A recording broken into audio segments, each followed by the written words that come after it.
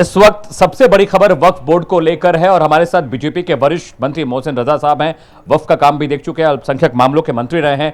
मोहसिन साहब, बहुत बहुत स्वागत है प्राइम न्यूज पर कि आपने हमें वक्त दिया। लगातार हम डिबेट कर रहे हैं अपने चैनल प्राइम न्यूज पर और वहां पर जो मौलाना हैं या फिर जो वक्फ बोर्ड से ताल्लुक रखने वाले लोग हैं वो ये कह रहे हैं कि पहले से ही पूरी प्रॉपर्टी डिजिटाइज की जा चुकी है और पहले ही सरकार की निगरानी में काम हो रहा है। उसके बाद इस तरह का बिल लाए जाने का मतलब क्या है? वो कह रहे हैं कि अब जैसे कि राज्य सरकार ने कहा कि 98% प्रॉपर्टीज ऐसी हैं जो वक्फ ने गैर कानूनी तरीके से उस पर कब्जा कर रखा है, लेकिन विपक्ष कहता है कि वो चीजें पहले नोटिफाई हो चुकी हैं, अब नोटिफाई कर कर मुसलमानों पर दबाव बनाने की कोशिश हो रही है। ये सरासर कोरी बकवास है और ये जी मुसलमानों को वही लोग गुमराह करते हैं जिन्होंने अपना वोट बैंक बना के रखा है। भारतीय जनता पार्टी हमेशा उत्थान और कल्याण के काम करती है।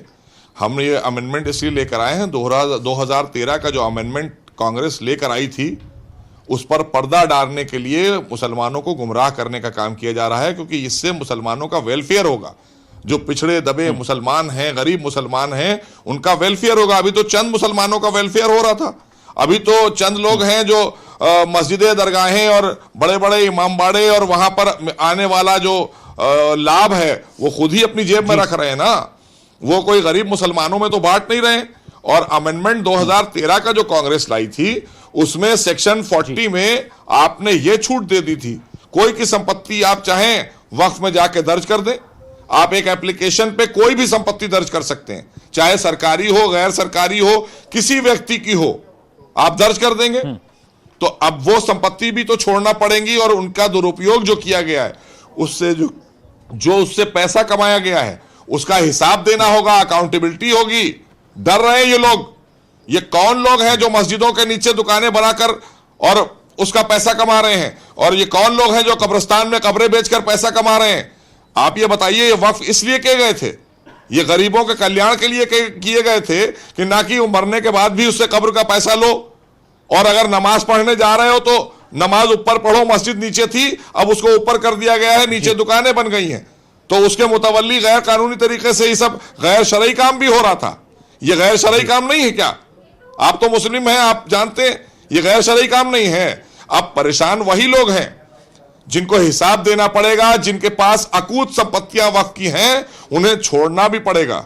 और हम उससे, हमारी सरकार, आदरणीय मोदी सरकार, गरीबों का कल्याण करेगी, मुसलमानों का उत्थान करेगी। इससे इसलिए परेशान है, ये नहीं चाहते कि मुसलमानों का उत्थान हो।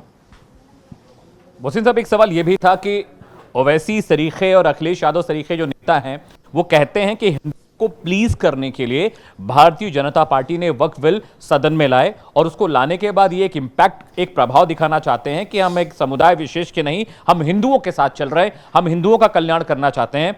इस तरह का नैरेटिव विपक्ष लगातार मीडिया में भी कह रहा है और जो मुसलमान हैं देश के, उनके अंदर भी ये फीड किया जा रहा है। ऐसा है, हमारे मुस्लिम समाज के भाई बहनों को, बेचारों को यही नहीं पता है कि ये वक्फ भी कोई चीज़ हमारे लिए, हमारे बुजुर्गों ने वक्फ की थी जिससे कि हमें इसका वेलफेयर होना चाहिए। किसी एक भी मुस्लिम भाई बहन का आज तक कोई वक्फ से वेलफेयर हुआ ही नहीं। यही चंद लोग हैं जो वक्फ बोर्ड की गलत शक्तियों को इस्तेमाल करके बड़ी वक्फ की संपत्तियों पर कब्जा बनाकर बैठे हुए हैं। उसमें मैंने कहा कि चंद मुस्लिम धर्मगुरु हैं और चंद मुस्लिम नेता हैं। गरीबों का, गरीब मुसलमानों का तो इससे कोई फायदा हुआ नहीं। असदुद्दीन ओवैसी साहब कहें या और कांग्रेस के नेता कहें या समाजवादी पार्टी के नेता कहें, हमें यह दिखाएं कि गरीब मुसलमान का कोई वेलफेयर हुआ, कोई बच्चा पढ़ लिख कर इंजीनियर बना, कोई बच्ची की शादी हुई, किसी गरीब माँ बहन का इलाज हुआ वक्फ के किसी वेलफेयर से? नहीं हुआ। अगर हुआ है तो चंद लोगों का हुआ है। लिहाजा ये अपने आप में, इनको देखिए, जब हम अमेंडमेंट लेकर आए तो लगभग 1 करोड़ लोगों से देश में हमने बात की और उनसे उनकी रायशुमारी हुई और बात की, सुझाव मांगे। उसके बाद 38 जेपीसी जब आई तो 38 जेपीसी की मीटिंग्स हुई, उसमें सारे विपक्ष के सांसद हैं, इनके पास जवाब नहीं था। 25 राज्यों में जेपीसी गई, सब जगह बातें हुई, सदन में चर्चा हुई, पूरे देश ने नहीं दुनिया ने देखा। लेकिन इनको तो आरोप लगाना है और इनके जो टूल किट है उनका इस्तेमाल करना है, मुसलमानों का भला नहीं है। ये चूंकि अब इन पर सवाल खड़ा हो रहा है कि इतना बड़ा आपने घोटाला, इतना बड़ा फ्रॉड, भ्रष्टाचार वक्फ बोर्ड में कराया कांग्रेस ने और इन लोगों ने, तो उसका जवाब इन्हीं को देना पड़ेगा। और हम अभी जनता के बीच में जाएंगे। आपने देखिए वक्फ का अमेंडमेंट एक्ट जो बनेगा वो इन्होंने पढ़ा नहीं है, आम हमारे भाई बहनों ने नहीं पढ़ा है। मेरे पास कॉपी है, हम जब उस कॉपी को लेकर जाएंगे उसका हिंदी ट्रांसलेशन भी कराएंगे कि ताकि आम आसानी से हमारा मुस्लिम भाई बहन उसको पढ़ ले। तो हम इनको और एक्सपोज करेंगे कि इसमें उनके हित की बात है, अहित की बात नहीं है। सेक्शन 40 हटाया है हमने, जिसमें नाजायज तरीके से वक्फ की संपत्तियों को दर्ज कर लेते थे ये लोग, और तमाम लोगों को मुतवल्लीशिप में बैठाला। जो गलत लोग थे, भ्रष्टाचारी चोर थे, उनको बिठाया इन्होंने मुतवल्ली बनाकर। एक एक आदमी 40-40, 30-30 जगहों का मुतवल्ली बनाया। तो ये किसने आपको कानून के तहत वो दिया था अधिकार? ये 13 कांग्रेस ने दिया था। तो यहां पारदर्शी बोर्ड बन रहा है। अब पारदर्शी व्यवस्था के तहत चलेगा, जिससे तमाम दबे कुचले पिछड़े भाई बहनों का, हमारे मुस्लिम समाज के गरीब मुसलमानों का फायदा होगा, और जिनके साथ अन्याय है उनको न्याय मिलेगा। ठीक है मोहसिन साहब, एक सवाल यह है, बीजेपी के नेता शहनवाज हुसैन को जान से मारने की धमकियां मिल रही हैं और वजह यह बताई जा रही कि वो सीएए और वक्फ बिल का समर्थन कर रहे हैं। अरे भाई, हम कुर्बानी देने को तैयार हैं। हम लोग कुर्बानी देने वाले लोग हैं। आप देखिए कलकत्ता में हमारे कार्यकर्ता कितने मारे जा रहे हैं ममता बनर्जी की सरकार में। हम कुर्बानी देते हैं देश हित में और जनहित में। अगर हमारी भी जान किसी को चाहिए और गरीब भाई बहनों का कोई उससे भला हो रहा है तो हम जान देने को तैयार हैं।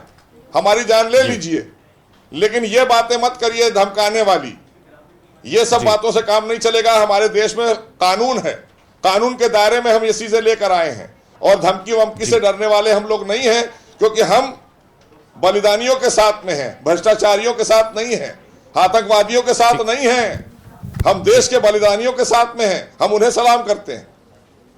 हुसैन साहब, चूंकि आपने पश्चिम बंगाल का जिक्र कर दिया है, मेरा एक सवाल ममता बनर्जी को लेकर था। ये हर साल होता है जब रामनवमी होती है, दुर्गा पूजा होती है, हिंदुओं के मंदिरों को निशाना बनाया जाता है, मूर्तियां खंडित की जाती हैं, और बड़े पैमाने पर पश्चिम बंगाल का हिंदू अब पलायन को मजबूर है।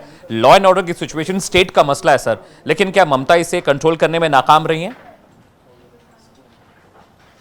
शुरू से आप देखिए वहां पर बुरी तरीके से उनके गुंडे लोगों को परेशान करते हैं। हमारे तमाम कार्यकर्ता, सैकड़ों कार्यकर्ताओं को हमारे वहां पर शहादत देना पड़ी है वहां की जनता के हितों के लिए। तो ये भारतीय जनता पार्टी के ही कार्यकर्ता हैं जो कुर्बानी देने को तैयार रहते हैं देश हित में, और वहां पर भी हम लॉ एंड ऑर्डर लेकर आएंगे। और हम अब की वहां आप देखिएगा चुनाव में वहां की प्रदेश की जनता हमें वोट देगी, क्योंकि हम सरकार में आएंगे तो डबल इंजन की सरकार वहां काम करेगी। क्योंकि हमारे साथ वहां अन्याय हुआ है, घुसपैठिए वहां पर हैं, रोहिंग्या वहां पर हैं, तो इसलिए असुरक्षित महसूस कर रहे हैं वहां के लोग। तो पलायन नहीं करने की जरूरत है।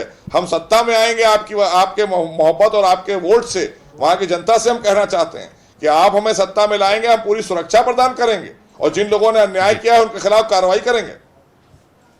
मोहसिन साहब, बहुत बहुत शुक्रिया प्राइम न्यूज को वक्त देने के लिए, हमारे साथ बातचीत करने के लिए।